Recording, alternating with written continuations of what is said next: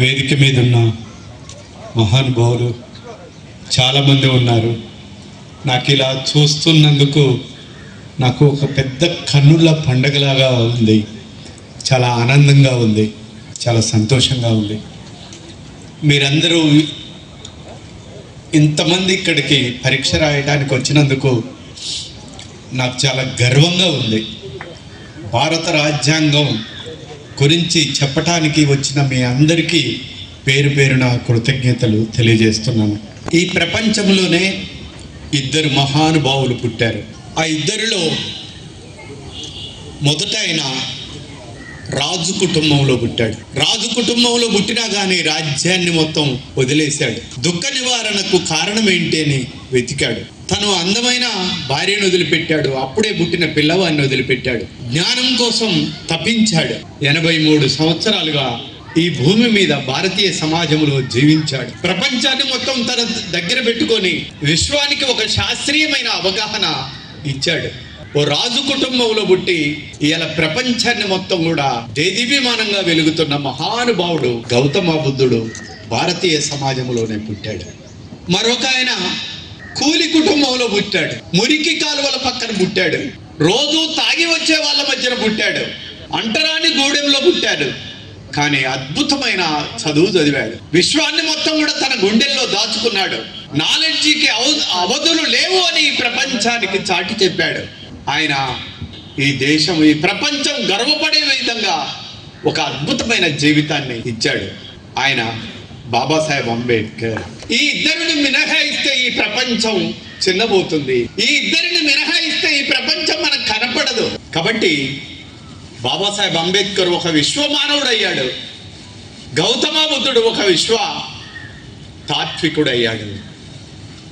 ఇలాంటి గొప్పవారి గురించి ఇక్కడ మాట్లాడుకోవటం జరుగుతుంది. ప్రపంచానికి గౌతమ బుద్ధుడు బౌద్ధాన్ని ఇచ్చాడు కానీ యుద్ధాన్ని ఇవ్వలేదు. తన పొరుగు దేశాల మధ్య యుద్ధం జరుగు పరిస్థితి వచ్చినప్పుడు రక్తం గొప్పదా, నీళ్లు గొప్పయా? కాబట్టి రక్తాలు పారవలసిన అవసరం లేదు అని తన రాజ్య బహిష్కరణకు గురయ్యాడు. ఎన్నో ఆకలితోటి ఉన్నాడు. శోధన చేశాడు. ఈ సృష్టి తనకు తాను సృష్టించుకున్నదని చెప్పాడు. వాటి వండర్. ప్రపంచం కళ్ళు తెరవాలి. గౌతమ బుద్ధుడి బోధనలు వినాలి. ఈ సృష్టి తనకు తాను సృష్టించుకున్నది అని చెప్పాడు. జీవి పోయినాక జీవాత్మ లేదురా అని చెప్పాడు. ఎంత అద్భుతమైన నలంద, తక్షశిల, అశోకుడు ఈ ప్రపంచం గర్వపడే విధంగా భారతీయ సమాజాన్ని నిర్మించాడు గౌతమ బుద్ధుడు. కులాన్ని తీసుకొచ్చారు. చదివేం చేశారు? మతాన్ని తీసుకొచ్చారు. 90 సంవత్సరాల ముసలివాడికి 9 సంవత్సరాల నా పసిగుడ్డును కట్టబెట్టారు. వాడు పుట్టుకున్న చచ్చిపోతే ఈ 9 సంవత్సరాల బిడ్డను కూడా కాష్టంలో పెట్టి కాల్చి చేశారు. కానీ బాబాసాహెబ్ అంబేద్కర్ చదువుకున్న తర్వాత ఈ దేశం యొక్క రూపురేఖలు మార్చి పారేశాడు. ఈ దేశానికి ఒక డెమోక్రసీని తీసుకొచ్చాడు. ఓ ప్రజాస్వామ్యాన్ని తీసుకొచ్చాడు. ఈ దేశానికి ఒక అద్భుతమైన జాతీయ జెండాను తీసుకొచ్చాడు. ఆ జాతీయ జెండాకు ఒక అశోకుడి ధర్మచక్రాన్ని తీసుకొచ్చాడు. బాబాసాహెబ్ అంబేద్కర్ ఈ దేశానికి ఒక రాజ్యాంగాన్ని తీసుకొచ్చాడు. ఓటు అనే ప్రక్రియను తీసుకొచ్చాడు. హింసాయుతమైన ప్రపంచాన్ని మార్చివేయడానికి ఒక ఓటు అనే ఒక డెమోక్రసీ తీసుకొచ్చాడు. స్త్రీలు సగర్వంగా జీవించే అవకాశాన్ని తీసుకొచ్చాడు. కులం పురాదుల మీద ఒక జాతిని, నీతిని నిర్మించలేరు అని చెప్పాడు. ఇవాళ ప్రపంచం ఎటుపోతుంది? మీరు జపాన్ వెళ్ళండి, భయంకరమైన చలి ఉంటది. కానీ ఆ చలి ప్రదేశంలో కూడా ఆ దేశం అభివృద్ధి చెందుతుంది. కారణం అక్కడ బౌద్ధం ఉంది, నైతిక విలువలు ఉన్నాయి. ఇవాళ భయంకరమైన ఎండలో కూడా జీవించే అరబ్బు దేశాలు ఉన్నాయి. ఆ దేశాలలో కూడా జరుగుతుంది. కానీ భారతదేశం గాడికి వచ్చే వరకే ఒక పక్క ఎండలు ఉన్న దేశాలు అభివృద్ధి చెందుతున్నాయి, మరొక పక్క చలి ఉన్న దేశం అభివృద్ధి చెందుతుంది. కానీ భారతీయ సమాజం కాడికి వచ్చేవరకే 4 నెలలు వర్షపాతం, 4 నెలలు చలికాలం, 4 నెలలు ఎండాకాలం, సారవంతమైన భూమి, కష్టపడి పని చేయగలిగిన అద్భుతమైన కండ కలిగిన కుర్రకారు మొత్తం నా కళ్ళ ముందు కూర్చున్నారు. అయినా ఈ దేశం అభివృద్ధి చెందకపోవటానికి కారణం ఏంటి? ప్రపంచంలో ఈ దేశంలో ఆఖరిలో 128వ దేశంగా ఉండటానికి కారణం ఏంటి? ఈ దేశంలో కులం కులం కులం. ఈ కులం ఉన్నంత కాలం ఈ దేశం ఇంచు కూడా అభివృద్ధి చెందదు. ఎవడి బుర్రల్లోనైనా కులం ఉంటే ఈ రోజే తీసి అవతల బారేయండి. బాబాసాహెబ్ అంబేద్కర్ ఎన్ని అవమానాలు పడ్డాడు. 10వ తరగతిలో పాస్ అయితే పెన్ను ఇవ్వటానికి వచ్చిన సర్పంచ్ ఆయన కులంతో ఇవ్వలేకపోయాడు. బరోడా మహారాజు కొలువులో ఉంటే గుమస్తా ఫైల్ ఇసిరగొట్టాడు కులం వల్ల. బొంబాయి యూనివర్సిటీలో లెక్చరర్ గా పనిచేయడానికి వస్తే క్లాసులో ఉన్న పిల్లగాళ్ళు ఎవరు కూడా క్లాసు వినటానికి రాలేదు కులం వల్ల. బొంబాయి హైకోర్టులో ఆయన న్యాయవాదిగా పనిచేస్తుంటే మెట్ల మీద నుంచి తోసి కింద పడేశారు మనవాదులు కులం వల్ల. అలాంటి జుగుత్సాకరమైన కులం ఈ మనకు అవసరమా? కాబట్టి కులం పునాదుల మీద ఏ జాతిని నీతిని నిర్మించలేరని బాబాసాహెబ్ అంబేద్కర్ ఘంటాపదంగా చెప్పాడు. కానీ దుర్మార్గం ఏంటంటే బాబాసాహెబ్ అంబేద్కర్ కు రోజు పూజ చేసే వాళ్ళు కూడా ఒకడు మాల సంఘం పెట్టుకుంటే ఒకడు మాదిగ సంఘం పెట్టుకుంటాడు. ఎందుకు ఇంత జుగుత్సాకరమైన కుల వ్యవస్థను మోస్తున్నారు మన వాళ్ళందరూ కూడా? ఓ హిందీ మాట్లాడే అమ్మాయిని ఓ తెలుగు మాట్లాడే అబ్బాయి ప్రేమిస్తే వాళ్ళకు పుట్టే పిల్లవాళ్ళకి తల్లి మాట్లాడే హిందీ వస్తుంది, తండ్రి మాట్లాడే తెలుగు వస్తుంది. వాడిని ఇంగ్లీష్ మీడియంలో వేస్తే ఇంగ్లీష్ వస్తుంది. వాడు విశ్వమానవుడుగా తయారవుతాడు. ఎవడు కూడా రేపటి నుంచి కులం గురించి మాట్లాడద్దు. ఎవడు కూడా పిల్లల్ని ప్రోత్సాహంగా కుల వ్యవస్థను నూరిపోయకూడదు.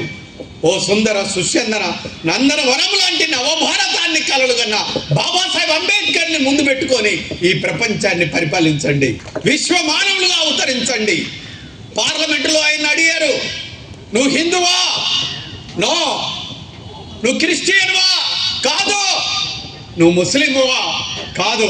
నువ్వెవరు? I'm firstly and lastly I'm Indian అని చెప్పాడు. కాబట్టి భారతదేశం నా మాతృభూమి, భారతీయులందరూ నా సహోదరులని బాబాసాహెబ్ అంబేద్కర్ ఇచ్చిన ధర్మచక్రాన్ని చేతపట్టుకొని భారత రాజ్యాంగాన్ని ముందు పెట్టుకొని ఎగ్జామ్ రాయటానికి వచ్చిన ఓ నా బిడ్డలారా, మీ అందరికీ పేరు పేరు నా కృతజ్ఞతలు. జై భీమ్, జై భీమ్, జై బుద్ధ. పొరపాటున డాక్టర్ 2 నెలల కంటే ఎక్కువ బతకవని శిక్షలన్నీ ఉండేవి. ఇటువంటి శిక్షలు అమలు జరుగుతున్న బాబాసాహెబ్ అంబేద్కర్ పుస్తకాన్ని ఒక మిత్రుడు నాకు ఇచ్చాడు. ఆ పుస్తకాన్ని చదివితే జగోరే జాగో అంబేద్కర్, జగత్ జననేత అంబేద్కర్, భవితకు మార్గం అంబేద్కర్, బడుగులకు ప్రాణం అంబేద్కర్ పాట అయిపోయింది. జయ హో జయ హో జయ హో జయ హో అంబేద్కరా, జాతిని జాగృత పరిచిన గీతమును భాస్కరా. 2వ పాట అయిపోయింది. ఆయన నాకు పూలే గురువు అన్నాడు, పూలే మీద రాశాను. సావిత్రిబా నా గురువు అన్నాడు, సావిత్రిబాని రాశాను. ఆయన బౌద్ధం తీసుకున్నాడు, నేను బౌద్ధం తీసుకున్నాను బుద్ధుడి మీద. బుద్ధం శరణం గచ్చామి, బౌద్ధం శరణం గచ్చామి, సంఘం శరణం గచ్చామి, ధమ్మం శరణం గచ్చామి. రాస్తూ రాస్తూ రాస్తూ తిరుగుతున్నాను. ఊరు వాడ పల్లె పట్నం మొత్తం యావత్ ప్రపంచాన్ని మొత్తం కూడా తిరుగుతూ తిరుగుతూ ఇవాళ మీ కాడికి వచ్చాను. నా డాక్టర్ ఏం చెప్పాడు? 2 నెలల కంటే బతకమని చెప్పాడు. కానీ బాబాసాహెబ్ అంబేద్కర్ గౌతమ బుద్ధుడు నా శరీరంలోకి వచ్చిన తర్వాత ఇప్పుడు 20 సంవత్సరాలు నా క్యాన్సర్ ఎడిపోయిందో నాకే తెలియదు. ఒక్కపాలి జ్ఞానం మెదల్లోకి వచ్చిన తర్వాత ఒక్కపాలి నైతిక బాబాసాహెబ్ అంబేద్కర్ అంత అందంగా ఎందుకున్నాడు ఇక్కడ? ఆయన అపారమైన జ్ఞానవంతుడు. క్లాస్ రూమ్ లో పిల్లవాడు ఎవడైనా కానీ అందంగా బాగా చదివే పిల్లవాడు అందంగా పడతారు. చూడండి మీరు పోయి. బాబాసాహెబ్ అంబేద్కర్ ఇంత అందంగా ఉండటానికి కారణం ఏంటి? జ్ఞానముతోటి పాటు ఆయన నైతికత ఉంది. ఆయన ఏ రోజు కూడా అబద్ధం ఆడలేదు, ఏ రోజు కూడా మందు ముట్టుకోలేదు, ఏ రోజు కూడా స్త్రీల ఎడల అసభ్యంగా ప్రవర్తించలేదు. బాబాసాహెబ్ అంబేద్కర్ నాలెడ్జ్ ఉన్నంత మాత్రాన మనం అందరం కొనియాడాలనా? అవసరం లేదు.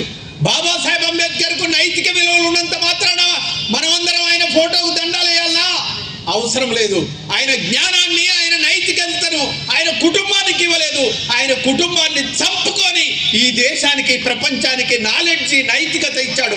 అందుకోసం మనం అందరం ప్రేయర్ చేయాలి. కాబట్టి మిత్రులారా, నాలాగా మీరు జీవించండి. నాలాగా ఆయన నాలోకి వచ్చిన తర్వాత అద్భుతమైన పాటలు రాయటమే కాదు, ప్రకృతి మీద అద్భుతమైన అవని అనే పుస్తకాన్ని తీసుకొచ్చాను. 122 స్టోరీలతోటి ఇక్కడ అమ్ముతున్నారు. అందరూ మీ పిల్లలందరూ కూడా దీన్ని తీసుకోవాల్సిందిగా కోరుతున్నాను. గౌతమ బుద్ధుడు హంసను కొడితే కొట్టిన వాడిదా రక్షించిన వాడిదా అంటే రక్షించిన వాడిదే అని చెప్పాడు. బాబాసాహెబ్ అంబేద్కర్ తన ఇంటి ముందు కూర్చొని తన చేతి కాళ్ళ గోర్లను తీసి తెల్ల కాగితంలో పొట్లం కడుతుంటే తన భార్య వచ్చి అడిగింది, ఏమండి ఇంత జాగ్రత్తగా కాళ్ళు గోళ్ళని పొట్లం కడుతున్నారు ఎందుకు అంటే, ఎక్కడ పావురాలు ఇత్తనాలు అనుకొని గొంతులో పడి చచ్చిపోతాయేమో అని అన్నాడు. అంత ప్రకృతిని ప్రేమించిన మహానుభావుడు ఆయన. కాబట్టి విశ్వ మానవులుగా మీరు ఎదగాలంటే గౌతమ బుద్ధుని బోధనలు నైతికత పాటించండి. విశ్వ మానవులుగా ఎదగాలంటే బాబాసాహెబ్ అంబేద్కర్ ఆలోచనలు కొనసాగించండి. జై భీమ్, జై బుద్ధ. Thank you.